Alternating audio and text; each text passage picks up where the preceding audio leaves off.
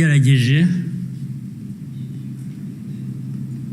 azakwica mbere yo kumwica. Ubwo turaha mutureba bamwe bajya bashinyagura bavugira hanze. Igihugu cyose, igihugu cy'u Rwanda ureba ntabwo gishobora gupfa kabiri.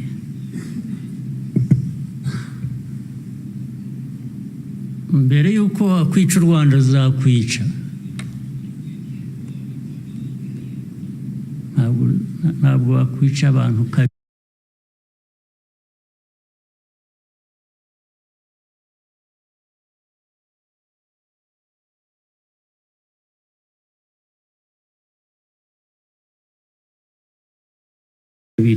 Ibibaho tureba ntabwo twapfa kabiri. Ari twe bakuru, ari abana bacu, ntawe uzabica kabiri, ntibishoboka, ntabwo byakunda.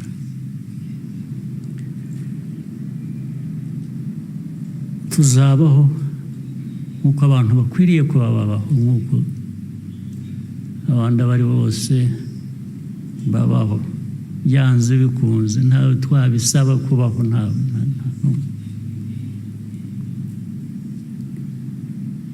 Uko mbivuze uku,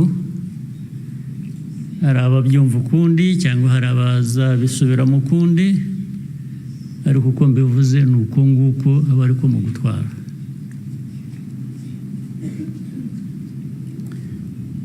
Ndabasaba rero ngo nkomeze ijambo ryanjye mu rurimi abashyitsi bamwe hano bumva batagombye kubasemurira, cyangwa se benshi cyane bari hanze bafitanye isano n'amateka yacu, harimo n'abo bayahindura bakayagira uko bashaka. Ndagira ngo mvuge mu rurimi bashobora kumva ntawe basemuriye. Muranyihanganira.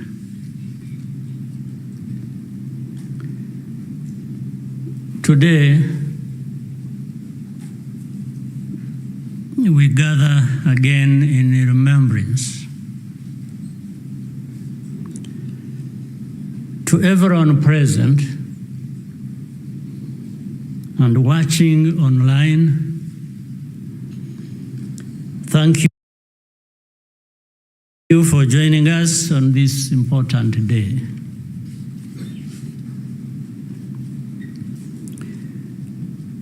We deeply appreciate the friends who join us every year in person or in spirit without fail. I thank the survivor who has just spoken. These testimonies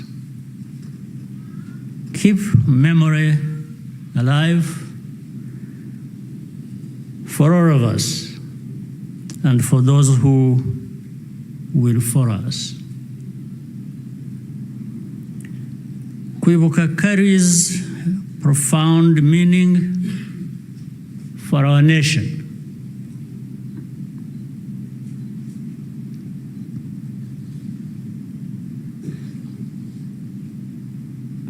It is how we confront and overcome the divisions that nearly destroyed us. This day empowers us all. We draw on the strength of survivors who provide the reservoir of humanity that feeds our nation's soul.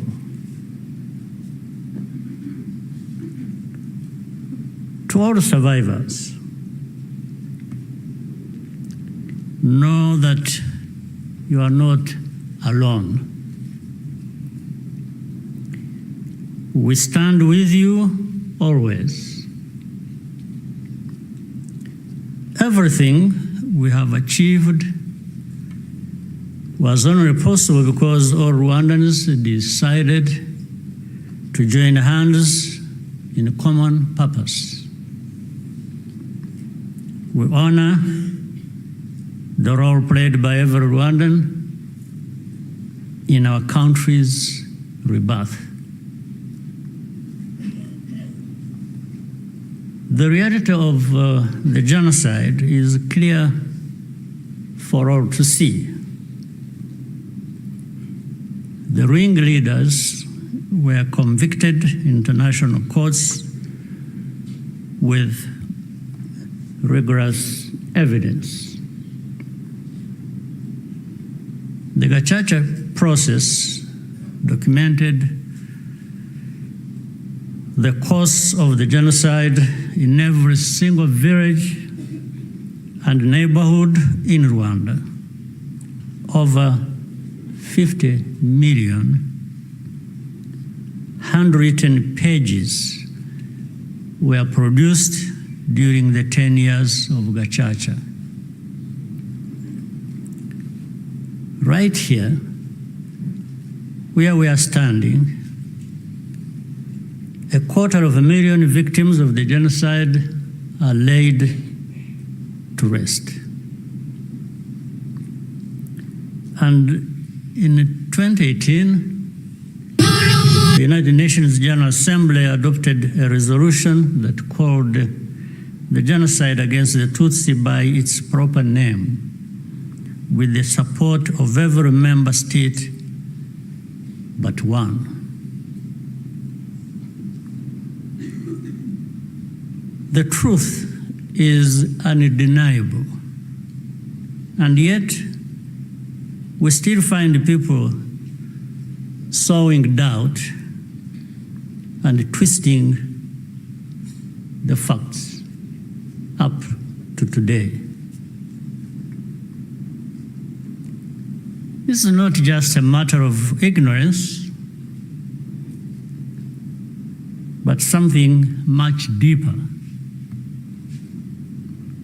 It means that the risk of seeing history repeat itself is a constant danger. If we allow ourselves and our friends to become indifferent. Genocide denial begins long before the genocide itself is committed.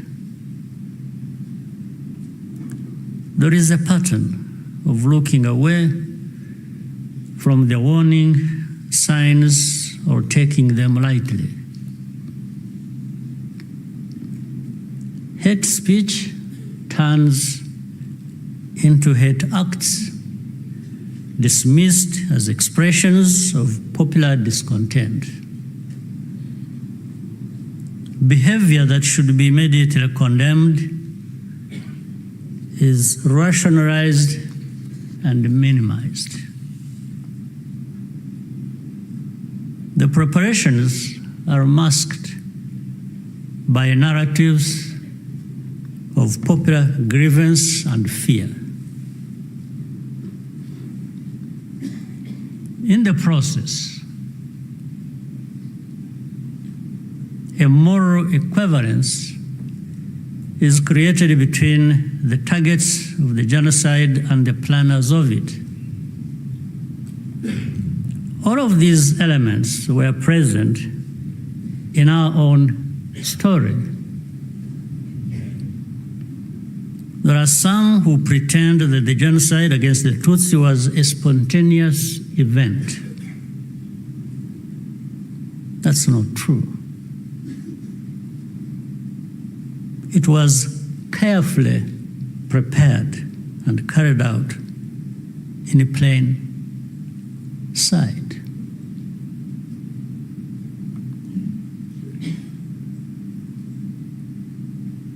Regrettably, Some who spoke the truth at the time, and who were even eyewitnesses, later became peddlers of distortion, mainly for political reasons. Militias were openly trained and indoctrinated in hate. Weapons were imported in large quantities, and the Rwandans who opposed it were threatened or killed. Before 1994, communities were subjected to waves of smaller massacres meant to normalize the killing and also to measure the reaction of the wider world. And with only a few heroic exceptions, the world was unconcerned until it was too late.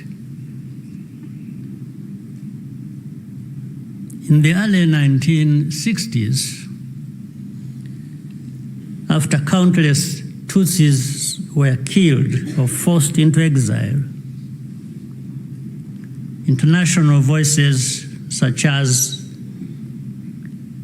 Bertrand Russell, to name just one, described it as systematic extermination.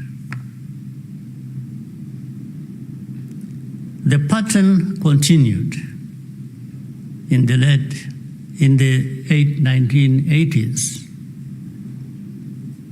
and early 1990s. When Tutsi communities such as the Bagogwe in the northwest were targeted in organized attacks,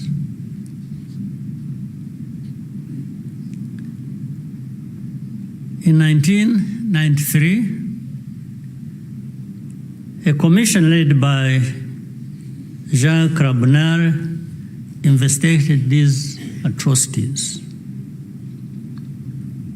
After documenting mass graves and the involvement of state authorities, they concluded that a genocide was being prepared. In the same year, the UN Special Rapporteur,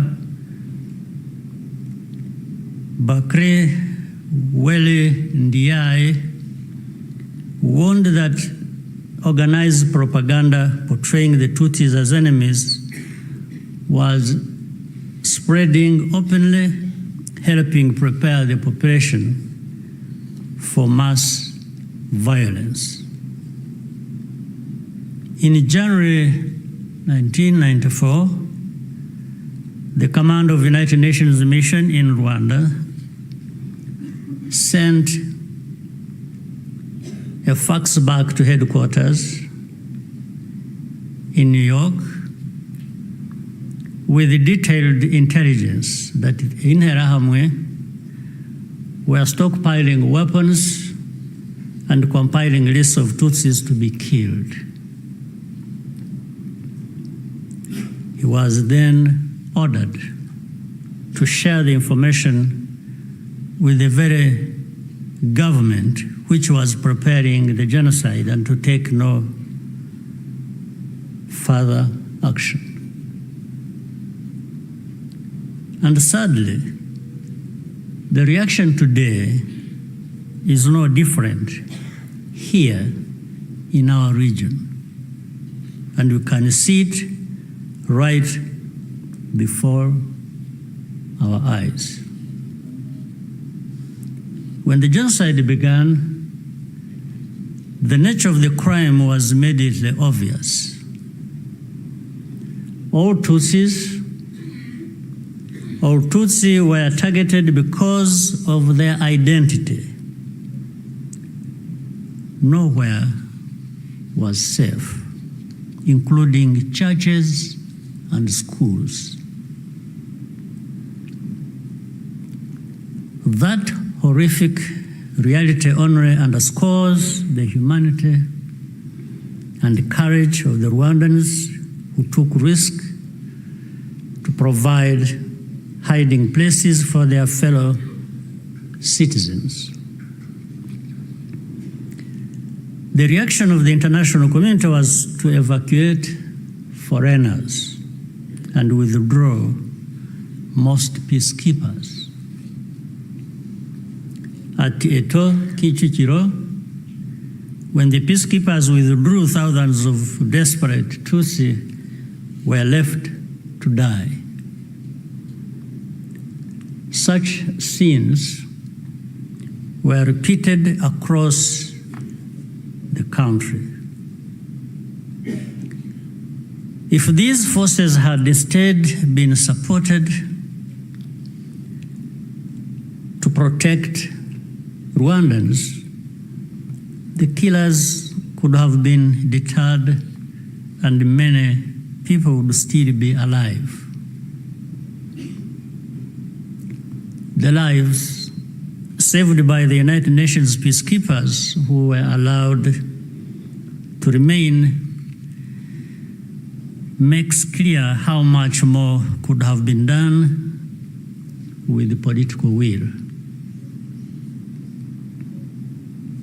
Even as the killings accelerated, the language used to describe what was happening itself became a matter of calculation. Genocide is defined in international law precisely to create an obligation to act. To witness such a crime and deliberately refuse to use the term is, in effect, genocide denial, perhaps even a form of aiding and abetting. The technology existed to disrupt the radio broadcasts that directed the killings. The planes capable of jamming those signals were available. Officials even calculated the hourly cost of the mission.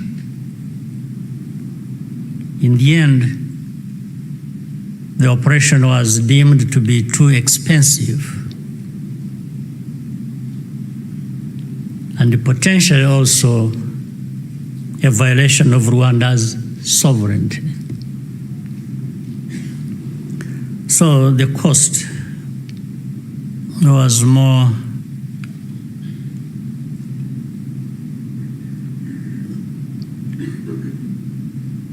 it became too expensive. It was more expensive, especially when in their minds those lives are really worthless.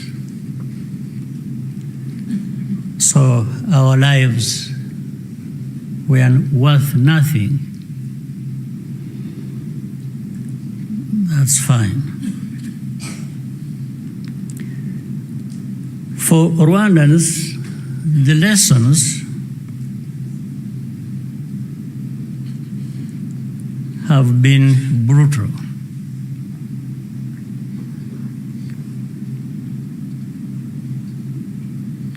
And those lessons have not been forgotten. If our lives do not happen to align with someone else's interests, they are not worth saving. That's fine. And so it had to be the Rwandan Patriotic Army that led the campaign against the genocide and ended it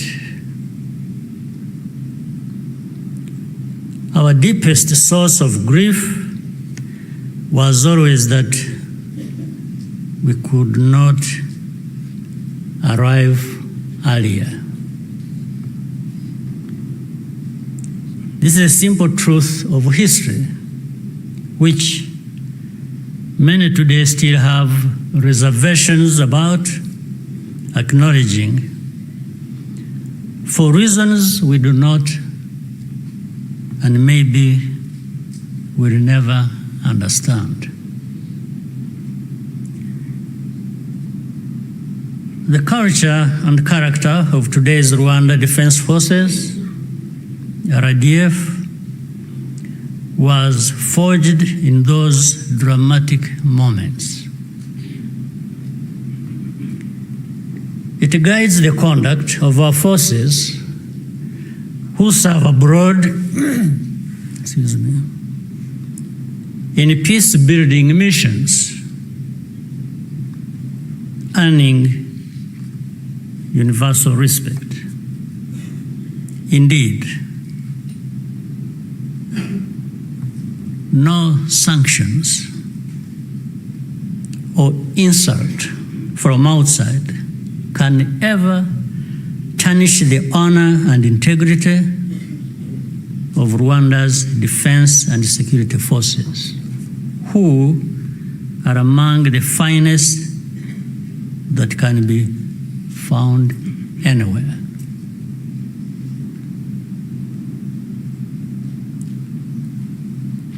I look forward to raising this matter of sanctions at the highest level to understand the basis for such an injustice.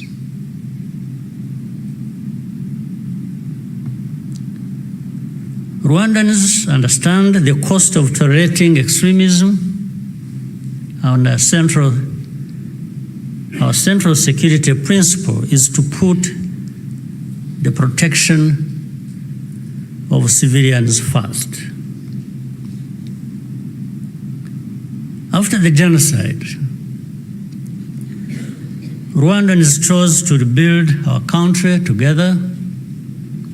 With that came a promise to never let the politics of genocide take root ever again. I tell you, genocide cannot happen here again. It won't happen.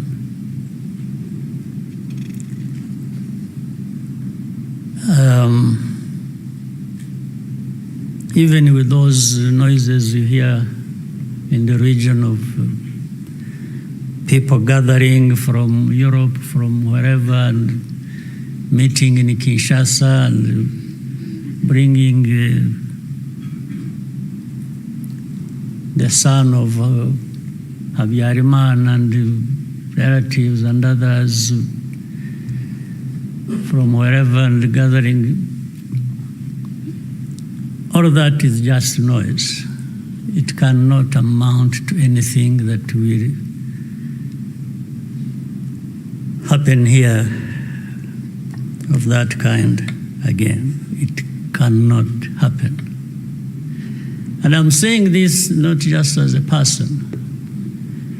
And I'm just saying it because I know every Rwandan, young and old,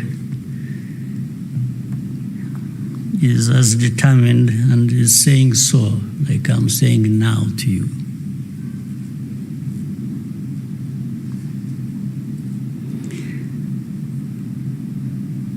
Along the way, Rwandans faced constant criticism and many attempts to twist our history. But the power we will always have is to use our minds to see the truth, and our voices to speak up when something is not right. You can never silence us in whatever form. We must be clear about the dangers that remain. When the genocidal government collapsed in July 1994, the soldiers and the militia fled across the border into DRC, forcing millions of civilians along with them. Inside the camps, they organized into what is now known as FDLR and launched a sustained cross-border insurgency against Rwanda, claiming tens of thousands more lives. This was the period known as the Abacengezi insurgency, and the western border was only fully secured by the end of the 1990s through the combined efforts of our army and the brave residents of those areas.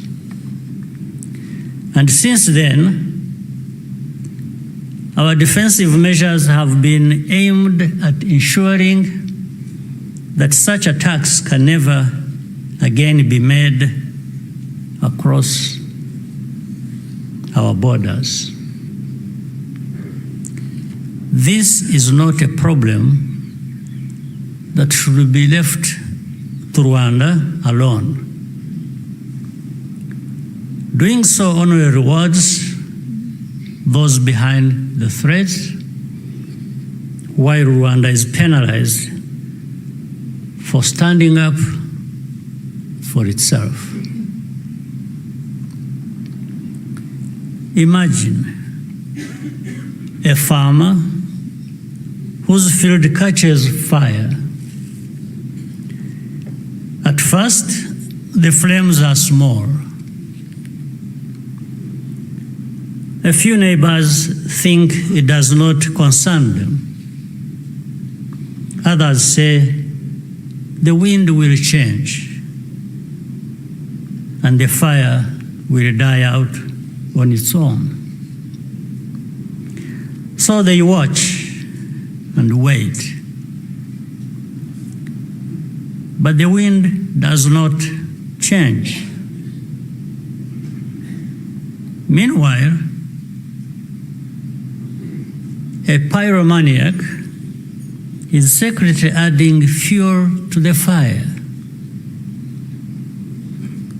So the fire spreads from one field to another, and then into the forest and the towns and beyond. Only then do people run with the buckets of water and call for the establishment of a fire department. Africans, more than most, should understand that the danger of moral passivity in the face of hatred and violent extremism.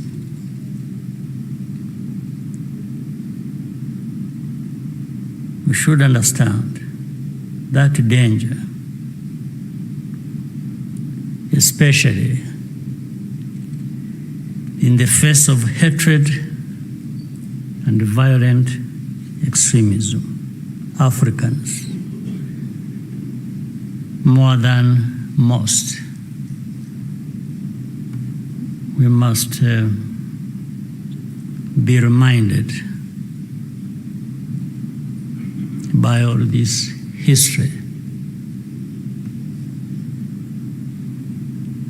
Today, our continent accounts for the majority of the world's active conflicts. In 1994, Africa's collective institutions also failed to respond.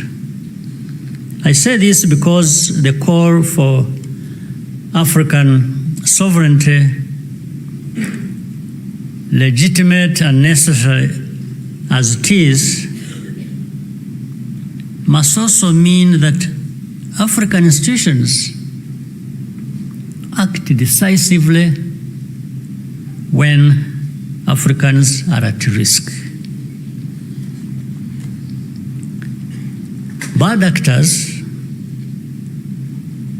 must not be allowed to hide behind the principle of sovereignty, to evade responsibility for abuses or deny citizens their rights. We cannot afford to repeat the mistakes of the past. Genocide ideology is still spreading in our region. Left unchecked, it has the power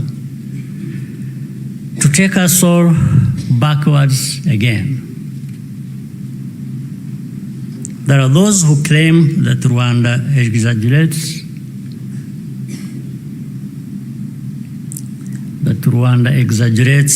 these concerns, or that we have ulterior motives. This is not only false, it exposes the deep cynicism that led to the tragedy we commemorate today. What sustains Rwanda today is the unity of Rwandans and the convictions that, like all people, we have the right to live in safety and dignity and at peace with all our neighbors. What we ask is for partners to join with us to fight extremism, rather than punishing Rwanda for defending itself. We owe future generations of Rwandans more than survival. They deserve to inherit a secure, united, and bold country and an integrated and confident Africa. We invite you to stand with us in remembrance and also in action. I thank you for your patience and kind attention. Murakoze cyane.